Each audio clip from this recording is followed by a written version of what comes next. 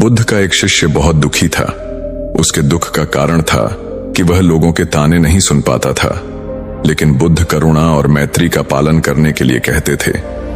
जब भी वह भिक्षु भिक्षा मांगने जाता तो उसे ऐसे कई लोग मिलते जो उससे कहते कि तुम तो हट्टे कट्टे हो, कुछ काम करके पेट पालना सीखो। ऐसे ही भिक्षा मांगते तुम्हें शर्म नहीं आती। कुछ कहते कि अपने माँ बाप को, अपने परिवार को छोड़कर यहां पड़े हो, तुम्हारी बुद्धि भ्रष्ट हो गई है क्या? कुछ कहते कि तुम उस ढोंगी और पाखंडी के बहकावे में कैसे आ गए। वह भिक्षु इन सबको जवाब देना चाहता था, लेकिन बुद्ध के आदेश के कारण, उनके नियमों के कारण वह कुछ कह नहीं पाता था। चुपचाप वहां से निकल जाता। लेकिन हम भले ही अपने विचारों को बाहर प्रकट न करें, उन्हें रोक लें, मगर एक बार विचार उठ जाए तो वह भीतर ही घमासान मचा देता है। उस भिक्षु का भी यही हाल था। बुद्ध की नजर अपने उस भिक्षु पर थी। वह जानते थे कि उस भिक्षु के मन में क्या चल रहा है। बुद्ध ने उस भिक्षु से कहा, हमारे विचार बहुत प्रबल होते हैं। अगर यह सही है तो हमें बुलंदियों तक ले जा सकते हैं, और अगर हमारे विचार सही ना हो तो यह हमें पाताल तक गिरा सकते हैं। उस भिक्षु ने अपने मन में कहा, यह सब बेकार की बातें हैं। असली समस्या तो वहां है जहां लोग हमें कुछ भी नहीं समझते, हमारा अनादर करते हैं, हमें भला बुरा कहते हैं, और बुद्ध केवल शांत रहने के उपदेश देते हैं। और इससे क्या होने वाला है? वह भिक्षु लोगों द्वारा रोज रोज एक बात सुनकर परेशान हो गया था, दुखी हो गया था। वह सोचने लगा था कि शायद उसने भिक्षु होकर कोई गलती कर दी है। वह भिक्षु नहीं जानता था कि बुद्ध को उसके पल पल की खबर है। बुद्ध जानते थे कि उसके मन में क्या चल रहा है।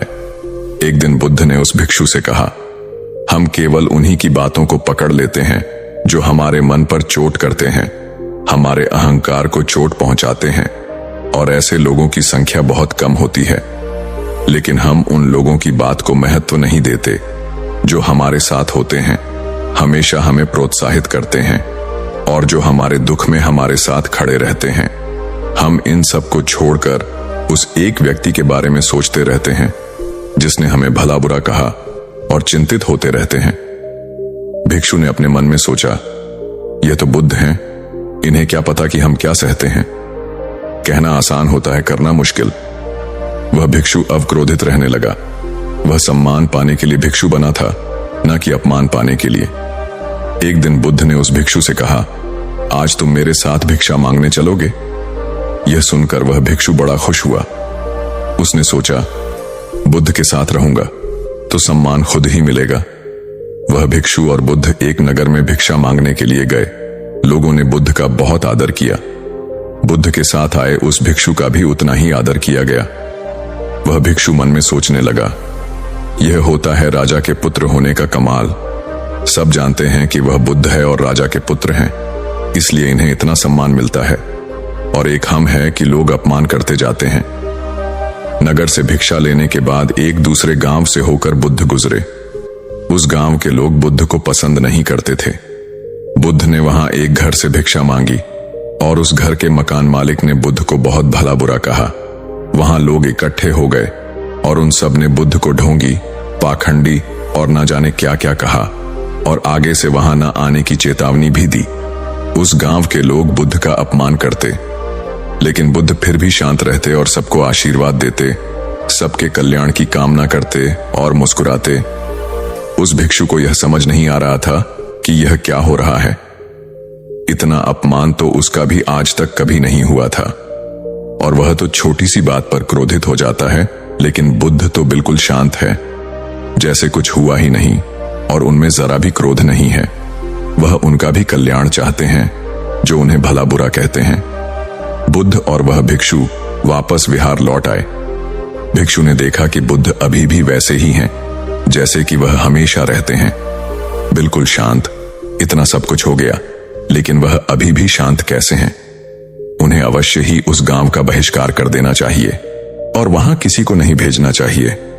उस भिक्षु ने बुद्ध से हाथ जोड़कर कहा, हे बुद्ध, हमें उस गांव में नहीं जाना चाहिए। हमें हर उस व्यक्ति का बहिष्कार कर देना चाहिए जो हमारे मतों से सहमत नहीं है। बुद्ध ने उस भिक्षु को और वहां बैठे सभी भिक्षुओं को संबोधित किया और कहा, मान लो, एक आदमी पृथ्वी खोदने के लिए आता है तो क्या पृथ्वी उसका विरोध करती है? भिक्षुओं ने कहा, नहीं तथागत, बिल्कुल नहीं। बुद्ध ने कहा, मान लो कोई आदमी आकाश में बहुत सारे रंग लेकर चित्र बनाना चाहता है, तो तुम क्या समझते हो, क्या वह कोई चित्र बना सकेगा? भिक्षुओं ने कहा, नहीं, बिल्कुल नहीं। बुद्ध ने कहा, क्यों नहीं बना सकेगा? भिक्षुओं ने कहा, क्योंकि आकाश कोई जगह नहीं है जिसमें रंग भरा जा सके। आकाश में सब कुछ है लेकिन फिर भी उसमें कुछ भी नहीं है। बुद्ध ने कहा, मान लो कोई आदमी जलती हुई मशाल लेकर किसी नदी में आग लगाना चाहता है, तो क्या वह आग लगा सकेगा? भिक्षुओं ने कहा, नहीं बुद्ध, ऐसा नहीं हो सकता। बुद्ध ने कहा, क्यों? भिक्षुओं ने कहा, क्योंकि नदी में जलने का गुण नहीं है। बुद्ध ने कहा, हे भिक्षुओं, जैसी पृथ्वी अगाहत अनुभव नहीं करती, आकाश हमेशा स्वच्छ रहता है, नदी का पानी अग्नि से प्रभावहीन रहता है, उसी प्रकार अगर तुम्हारा कोई अपमान भी कर दे, यदि तुम्हारे साथ कोई अन्याय भी कर दे, तो भी तुम अपने विरोधियों के प्रति मैत्री का भाव बनाए रखना। तुम्हारा मन पृथ्वी की तरह दृढ़ हो, आकाश की तरह स्वच्छ हो, नदी की तरह गंभीर हो, और यदि तुम मैत्री का अभ्यास रखोगे तो कोई तुम्हारे साथ कैसा भी व्यवहार करे, तुम्हारा मन विचलित नहीं होगा और तुम्हारे विरोधी लोग जल्दी ही थक जाएंगे।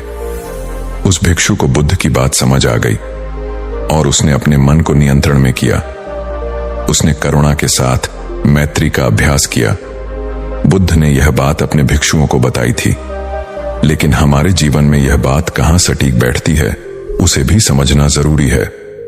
बुद्ध के बताए इस उपदेश को लोग अपनी अपनी तरह से देख सकते हैं। कुछ लोगों को यह बात समझ नहीं आएगी कि वह ऐसा कैसे कह सकते हैं कि कोई तुम्हारे साथ अन्याय भी कर दे तो भी उसके साथ मैत्री का संबंध बनाओ।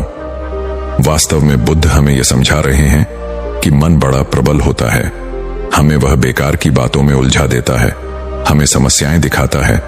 कभी कभी समस्याएं होती भी नहीं है और हम समस्या बना लेते हैं। कोई आपसे लड़ना झगड़ना चाहता है और आप उससे लड़ झगड़ बैठते हैं। आप खुद सोचिए, इसका अंत कहां होगा?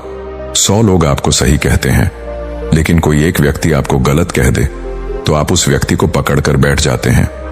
तब आप यह नहीं सोचते कि उसने मुझे गलत क्यों कहा, क्या वास्तव में मेरे भीतर वह गलती है, बल्कि आप यह सोचते हैं कि मैं कैसे उस एक व्यक्ति को गलत साबित करूं। आपकी सारी कोशिश उस एक व्यक्ति के लिए होती है, न कि उन 99 लोगों के लिए जो आपको सही कहते हैं। आप सारी जिंदगी कुछ पाने के लिए भाग दौड़ करते रहते हैं, लेकिन आप पाना क्या चाहते हैं यह कभी आपको पता नहीं चलता। और इसका एकमात्र कारण है आपका मन जो शांत नहीं है, जो हमेशा कुछ न कुछ बनाता ही रहता है, जो आपको व्यस्त रखना चाहता है, जो आपको सोचने नहीं देता कि दुनिया सुंदर भी हो सकती है, या आपको जो समस्या है उसका समाधान शांति में भी हो सकता है। हम हमेशा किसी एक ऐसे व्यक्ति को ढूंढने की कोशिश करते हैं जो हमारी समस्या का समाधान कर दे, हमारी मुश्किलों का हल निकाल दे और हमारे जीवन में कभी समस्या ही ना आए। लेकिन क्या आप इस दुनिया में कोई एक ऐसा व्यक्ति ढूंढ सकते हैं जिसकी जिंदगी में मुश्किलें ना हो, समस्या ना हो? तो यह एक बहुत बड़ी समस्या है कि हम चाहते हैं कि हमारी जिंदगी में समस्या ना हो। क्या ऐसा हो सकता है जो यह बात समझ जाता है? और यह वही समझ सकता है जिसका मन शांत हो गया है, जो इस बात को जानता है कि समस्याओं का अंत नहीं है, यह आती ही रहती है, मुश्किलें लगी ही रहती हैं। जो इन बातों को समझता है उसका मन शांत, गंभीर और सरल हो जाता है, और एक सरल मन हमेशा मैत्री की ओर ही हाथ बढ़ाता है। वह जानता है करुणा और मैत्री से ही जीवन के उद्देश्यों को पाया जा सकता है। अकड़कर, लड़ झगड़कर या समस्याओं से भागते रहने से कुछ नहीं होने वाला। दोस्तों, उम्मीद है कि आपने आज की इस वीडियो से जरूर कुछ ना कुछ सीखा होगा। तो इस वीडियो को लाइक और अपने दोस्तों के साथ शेयर करना ना भूलें। हमें ऐसे ही सपोर्ट करने के लिए चैनल को सब्सक्राइब और घंटी बटन को जरूर दबा दें। तो चलिए मिलते हैं एक और वीडियो में, तब तक के लिए अपना ख्याल रखें। धन्यवाद।